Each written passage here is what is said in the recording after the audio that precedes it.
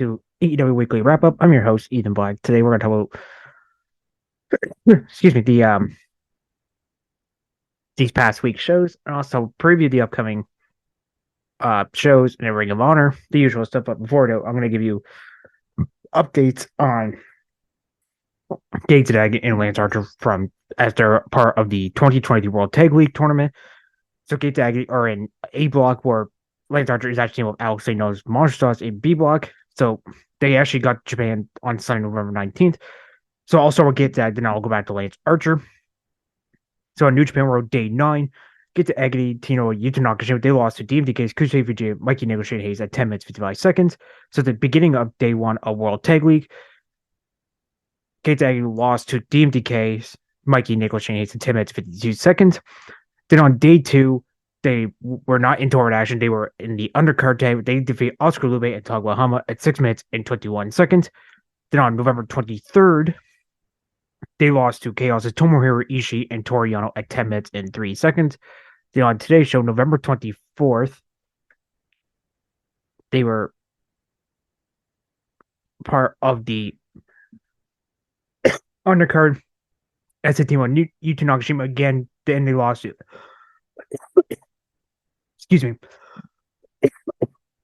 Master Out, Rainer and Shadow Umino at 7 minutes 37 seconds via Cobra Twist. So that was Gate to Agony. And then for Lance Archer, he was part of New Japan World Day 9 as well, as he teamed with his sorry, I got a cough going on. I do apologize. With Alex Bar Monsters, they were risking Gucci. They lost to Bull Club's Batluck, followed by Jack Bonza and Taiji Ishimori at 8 minutes and 1 second.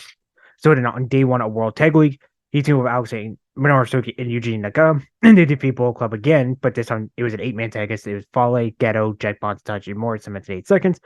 Then on the Day 2, the opening day of B Block, Monster Sauce gets the win over Rook Army at 11 minutes and 15 seconds. Then on Day 3, November 23rd, that was yesterday. That was a Thursday. They teamed with Oscar Lube, and they lost to IWGP Tag Champs Hirogo to Yoshihashi and Bolton Oleg at 9 minutes and 6 seconds. And then on today's show, they were actually in the semi-main of B block of World Tag League, as him and Alex does get to win over the IWGP Tag Champs Benchmark at 11.5 minutes via blackout onto Hiroki Go, so that could give them a future shot at the IWGP Tag titles. So next week's show, I'll be keeping you updated as well, as basically each day is AM and OP, so keep an eye out for that. Now we'll head into the shows. We'll start with last week's Collision. So by the way, this is the first of 2 3-hour shows.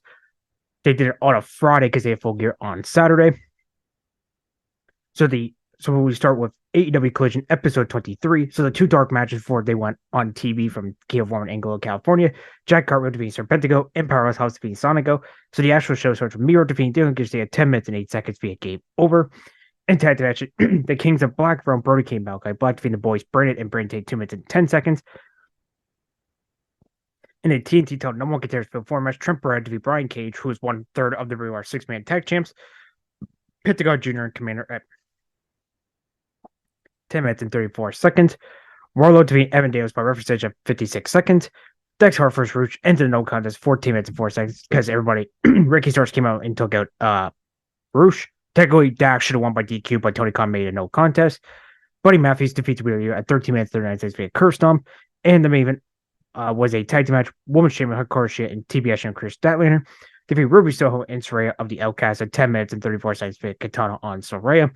So on that show, I would watch the Dax Harwood Rouge match, Buddy Matthews versus Wheeler Yuta, and the Miro Dio Garcia match. Then Rampage at their usual time. It was right after Collision. Only 3 matches. TNT Championship on the line. Christian Cage retains over Tripper at 10 minutes 16 seconds. Tony Storm defeating Emery Sakura at 8 minutes 17 seconds via Storm Zero. And Roger Strong defeat Ashton Drake in the main event at 9 minutes 38 seconds via NF Hardick. Honestly, that Rampage was kind of skipped, but if I had to pick one match, I say just watch the opening match. So in Full Gear, we had 3 matches to the pre-show. When I made my predictions last week, the only 2 I didn't know was the Ring of World title and Claudio First Buddy, so I'm not going to count those with my predictions. But Eddie Kingston does retain the Ring of World title with Jay Lethal 10 minutes 53 seconds. Claudio Castagnoli defeating Buddy Match 10 minutes 28 seconds by submission via sharpshooter. In the main event of the pre-show for the Raw World Tag Team titles, MJF and Samoa Joe, who substitute for Adam Cole, defeating the guys Austin Cole 936 seconds by submission via clean clutch. On the pre-show, I would just watch Claudio versus Buddy, as that match gets 7 out of 10. The other two gets a 6 out of 10. So the main show starts with a trios action. Adam Copeland, Darby Allin, and Sting defeating the Patriarchy, TNT Champion, Christian Cage, Luchasaurus, Nick Wade, 15 minutes and 10 seconds via spear on Luchasaurus. For the International, Orange Cassidy retains for John Moxley, 12 minutes 4 seconds via beach break. For the women's title, Toni Storm regains the title from champion Kurshi at 10 minutes 25 seconds via Sweet Cheeks music with the tray. And a World Tag Team title for the ladder match was made on Collision. Bill and Ricky Starks retains over the Kings of Black throughout Live Faction, Incanable, Cisco ROH, and FTR at 20 minutes and 9 seconds. And a triple threat match for the TBS title, Julia Hart defeating Chris Styler and Sky Blue at 11 minutes and 22 seconds via Saturday Night Fever on Blue. So Styler hits the move, but Julia pushed her out of the way to win the match. And a Texas Deathmatch for Strickland defeating Adam Heyman Page at 29 minutes and 46 seconds via last, basically by knockout. So this is a World Tag Team title shot versus disbandment match. So if Golden Jets lose, they must disband. But if they win, they take the Young Bucks World Tag title shot away. And they do that at 20 minutes and 52 seconds via one wing angel of Matt Jackson. So Golden Jets are your new number one contenders for the tag team titles. In the main event for the AEW World title, MJF retains over Jay White at 29 minutes and 44 seconds via Diamond ring shot. So on this show, the main show part, I would watch the the trios match, the tag team title ladder match, the TBS title match, the Texas Death match, and the Golden Jets for Young Bucks. So I'll give my quick rate. So the trios match, 7 out of 10. International title, women's title match are both 6 out of 10. The tag team title ladder match, 7 out of 10. TBS title match was 6 out of 10, but out of the 6 out of 10s, this was my favorite. And out of the two women's matches, TBS title was a little bit better. Texas Death match was a 10 out of 10 for me. Golden Jets versus Young Bucks, it's an 8 out of 10. And MJF versus Jay White was 6 out of 10. But that is the step. I know. Now we'll get over to AEW Dynamite. So I'll just talk about the Kondo Classic here. I was going to talk about the news, but I'm also just talking about here. So it's 2 blocks of 6, 12 guys in total. Gold League and Blue League. You get 3 points for a win, a point for a draw. I think 20 content if it's it's 20 minutes on the clock, so 20-minute time to draw, and then I think double count DQ, and 0 points obviously if you lose. I think Excalibur said I think the top 2 from each league files will be on the Dynamite before winner of World's End. I mean, my apologies. So, excuse me. I take it they're gonna. I think he said some of my files. I could be. If anybody heard that, just let me know.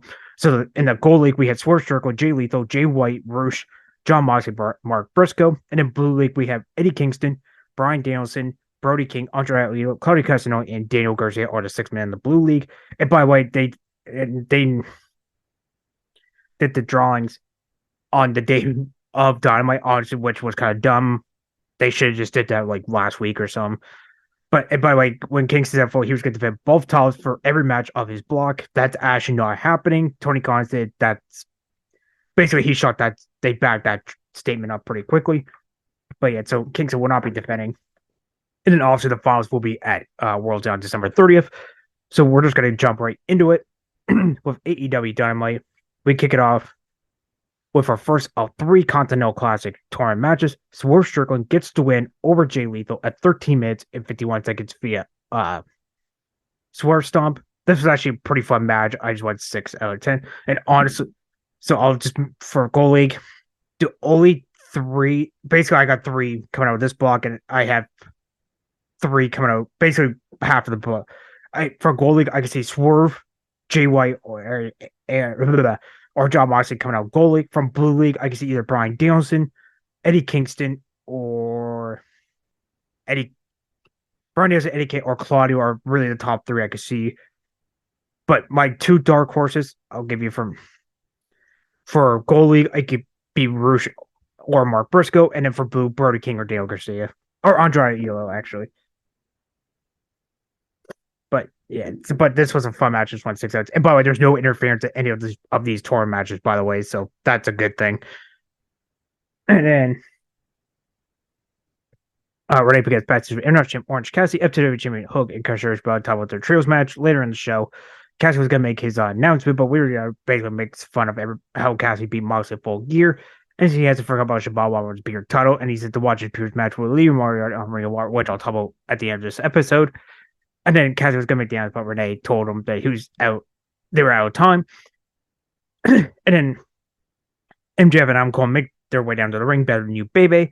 MJF starts with his voice being hoarse from drinking all night, tells him getting deep with some woman here in Chicago, and not to pizza. That was actually kind of clever. I'm not going to lie.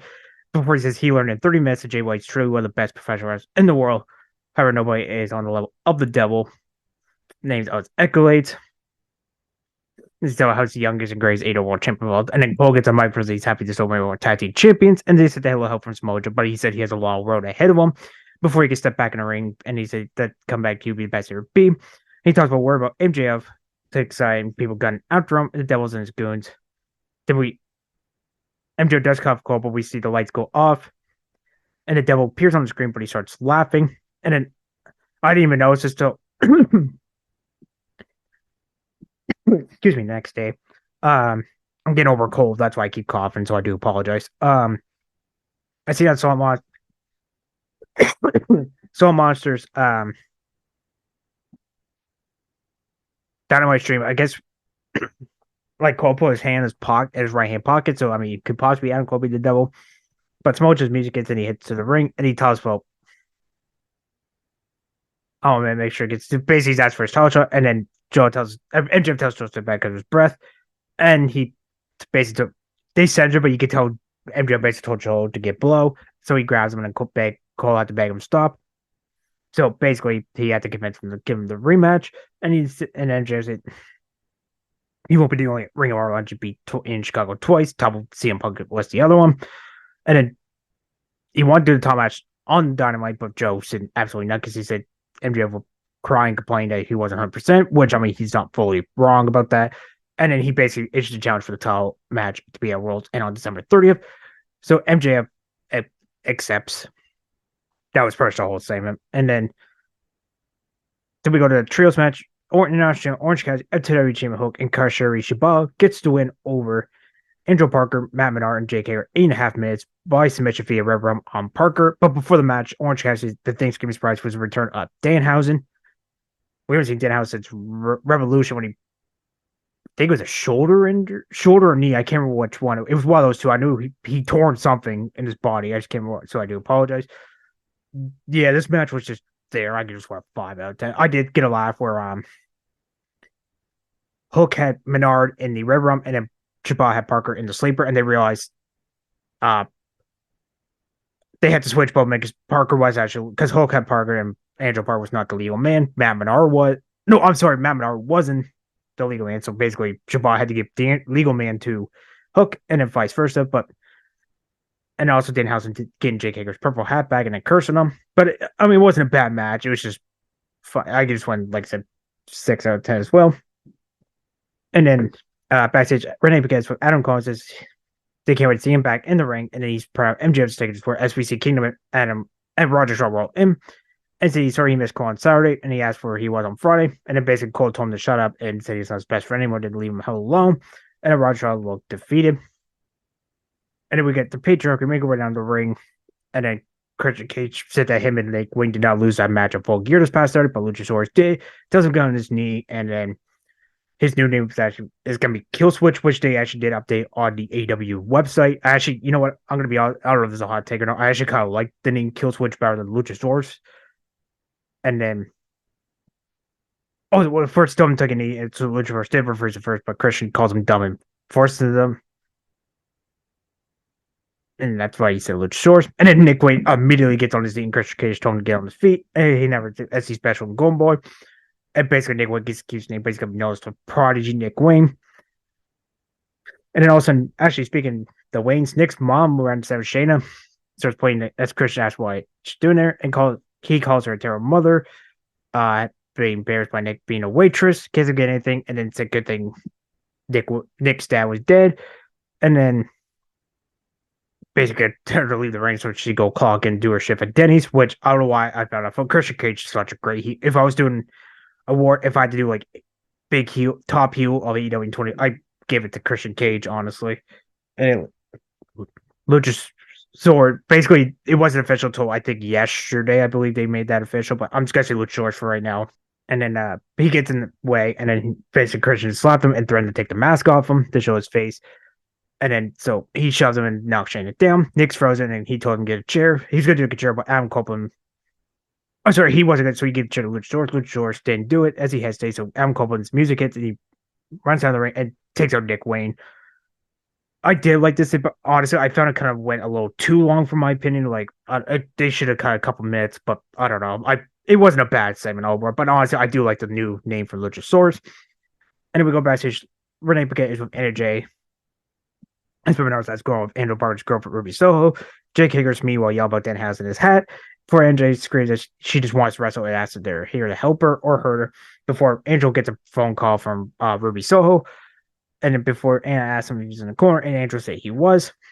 And then they leave. And then we go to our second match, our second Continental Classic tournament for Gold League. Jay White, he gets his first 3 points on the board by defeating Roosh at 13 minutes and 53 seconds via Blade Runner.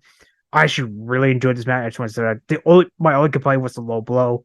So the Guns did come to the ring, but the referee Paul Terry told him to leave because no one's allowed at ringside. But apparently no one told the Guns that because they try to get in the ring. And then White gets one with Blade Runner. Honestly, though, like that was my only nitpick from this. I did not like that low blow spot, but Jay White gets first 3 points on the board. And then we get footage of the media scream. Anyone touches Big Bill, Ricky starts at Jericho, and then Gardner's in over the stage equipment. And then we get to Renee Paquette and RJ come on the stage and present Tony Storm the women's help. Like, if you think of were Academy Awards, I did laugh when Tony Storm she was in the crowd, went that, and I think she slipped on a rope because she fell. I don't know if that was if that was a shoot that she slipped or that was supposed to be like part of the storyline. The reason why Ray coming back to give her the women's title. And then she said she was Bears paper nut, and it takes Tony Khan, and one people, Warner, Precious Skipper, Jack Warner, even though Jack Warner's been dead for I think 45, 50 years. Then all of a sudden her music starts playing, but Tony told her to cut it off. And then she continues that before we hear the music of Sky Blue. And then we go to our semi-main our second women's triple threat match of the week. Ruby Soho, Sky Blue, and Jay. Basically almost the same match, just basically switch Chris Angelo with Soho and Anna Jay. And Sky Blue actually wins this triple threat match at 8 minutes and 52 seconds via TKO on Anna Jay. Honestly, I could not get into this match at all. I mean, Sky Blue gets to win our hometown. I don't really care about this storyline between Angel Parker and Ruby. So I honestly don't. First time they made it on Dominant, this started on Rampage, and I think it went on Collision, but it should stay on there if I'm being brutally honest. But overall, I'm going to give this one a 4 out of 10. I was just disappointed. I mean, and I think the fans in Chicago did not care either. But yeah, I didn't care about this match. I don't really got much to say if I'm being honest. Then after the match, the Outcast continue to agree as they head to the back. And then Renee interviews Warlow, and then he said the world does well MJF, and it happens on his time. AR Fox shows him was playing blame on everybody like he was doing the same Darby. So Warlow takes him. He said doesn't need anybody, and then lays out Fox with a headbutt. Then we go to our final Continental Classic match from the Gold League. Jon Moxley defeats Mark Briscoe 11 minutes 29 seconds. This match also gets 7 out of 10, but I like this one a little bit better than the Jay White Rouge match. And Moxley hits the curse and then Death Rider to get the win. Honestly, I think they made a wrong. He came in a wrong decision for that. I think Mark Briscoe should have got the upset win. Honestly, over Mox, this was predictable. You knew Mox was winning. I like both guys, don't get me wrong, but honestly, I think if you want to get a good start on this tournament, I think you should do at least one upset. But I thought Mark had him a couple times for the Froggy Bow, and then try to go for J-Trail when Mox stops that. And then he hits the Death Rider, but Briscoe kicks out that. And Mox tries Bulldog choke, but Briscoe rolled him up for a 2 count. But Mox was not bleeding in his match. It was actually Mark Briscoe, which was shocking. But yeah, overall, I still enjoyed this match. I just kind of wish Mark Briscoe went over instead of Moxley. So stands for goalie after night 1. First place, Worst Strickland, Jay White, Jon Moxley, all have 3 points, 1 win, 0 losses. And Lethal, Roosh, and Mark Briscoe with 0 points, obviously with no wins and 1 loss. So Rampage has been pushed back to tomorrow night, Saturday, November 25th. And then AEW is going head to head with WWE again, as Survivor Series is actually tomorrow night. So they're doing Collision. No, I'm sorry, Rampage first and then Collision. But we found out there was no matches made during Dynamite, but Tony Khan announced earlier today that Kazuchika Ishii will defend the Ring of Pure title against Wheeler Yuta.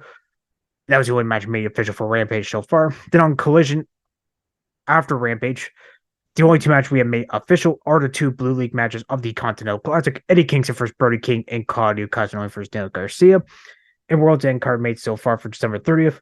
Finals of the Continental Classic. Gold League winner versus Blue League winner. And MJF defends the AEW World title against Samoa Joe. So that is AEW. And we'll go to Ring of Honor episode 39. We had some matches, which honestly, it was actually a pretty quick watch. Just from Ontario, California. They did tape the Yuta Lee Mori match last night. This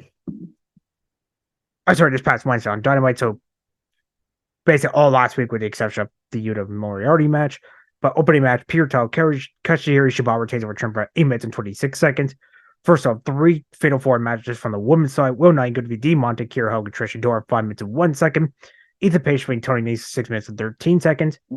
Our second Fatal 4 match, this on from the tag team division. Workhorsemen, Anthony Henry, and JD Drake. Defeating Dean Fan, Kai Brown, and Sean Dean. Iron Savages, Boulder and Bronson, and the West Coast Red Crew. Jordan Nelson and Wes Isaac, 6 minutes and 36 seconds. Pure Rules match, where you defeated Lee Moriarty, 8 minutes and 34 seconds. A singles Fatal 4 match, Lee Johnson, Fred Rosser, Jack Carter, and William Mack, just from the men's side, 5 minutes and 19 seconds. And the main event,